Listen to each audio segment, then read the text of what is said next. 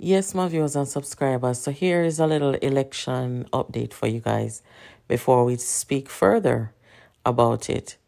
So, when you know the local government election just happened, and guys, would you believe me if I tell you that there are some people who thinks this was a general election? Yes, I saw with my eyes. One lady asked if Andrew Holness is still the prime minister.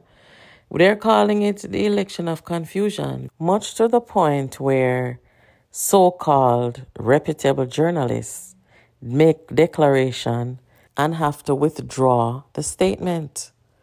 So guys, this is quite confusing for a lot of people. Some people are declaring and they don't realize that in order for a party to win a local government election, they have to control 8 parish councils. So let's look at some of the results that we were watching, or that a lot of people in the country were watching. Ian Miles, the teacher from down in Westmoreland who crossed the floor, left the PNP. He retained his council seat. Likewise, this gentleman's name is James, I think. Yeah.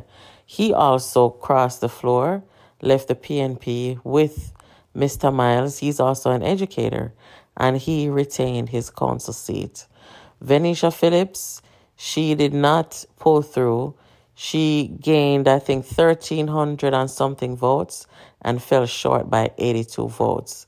But I give Venetia credit for her courage to walk away from the PNP at this time. The party where a faction killed Melissa and covered it up, lied about her cause of death, and we'll find out, see a different something, homicide. And they expel other people, but not the man who is charged with this woman's murder. The man whose gun matched the murder. So yes, kudos to Venetia for walking away and running a hell of a race despite the propaganda and the violent attacks. She did a pretty darn good job. So there is major confusion because Nationwide News go there go announce and declare victory for Mark Golding prematurely, and Nationwide News had to come out and withdraw their statement. I have never seen anything like this. CVM just announced that the government has 8 and the PNP has 6. That's why, guys, I have been saying lately that the journalism in Jamaica today, especially some who are calling themselves reputable, journalists and media houses, they're very unprofessional. You can't, in a serious event such as a local election or any election, you have to have your information correctly before you start making announcement and declaration. You understand? And this was not good tonight. This was a very poor decision in journalism. But he manned up and he, retracted, which he had no choice because you can't have that out there lingering. But I think they're going to do a final count tomorrow, or rather the official count, right? And then we will hear more analysis as the days go by and things like that. But I just wanted to come to you with, what we know so far tonight. This press conference with the Prime Minister was afterwards, and I'm going to let you hear a bit of what the panel is saying here. I'm going to let you hear them call the Prime Minister the winner of the local election. And you see, this should be a lesson to all media houses, all journalists. Don't just come run out, forgive the first, breaking news story or whatever. Be careful. We're talking about an election here. And let me do the final quick comments from the panelists, and then we'll just recap the number of divisions, popular vote, and so on for you. So very, very quickly, Paul Ashley, comment on the Prime Minister's speech. Was prime ministerial.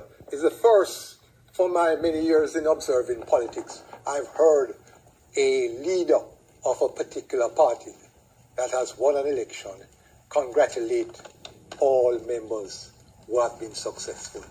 That was a big man. That's a big man. He has gone up in my estimation. Clive Mullins. In terms of his own presentation, that of the Prime Minister, it was indeed prime ministerial, but also sobering. What I got from it was a reality, and that, listen, in terms of arrogance, forget that.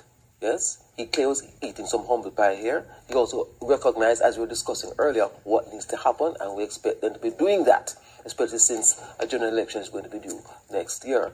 So there's a contrast in terms of the presentations. I think in terms of the leader of the opposition, we heard him in the video 4 and so on. I think he overspoke, but at the same time, what you see here is a prime minister with a prepared script, addressing the issues and trying to be as candid as possible under the circumstances. So, big difference. Yeah, guys, so you know what, on the panel, people are going to have their different opinions, and that's okay, you know. As for the Prime Minister, like anybody, you know, I'm like that too. I'm highly competitive. You want to win everything. I'm sure he wished that he had won everything. And, you know, probably a long campaigning and everything. And you got to deal with the results, and you have to take stock of where you fell short in terms of, you know, conversations around you as the Prime Minister, your administration, and all these things. And you have to be humble. Never a man win and show off themselves. Always exercise humility.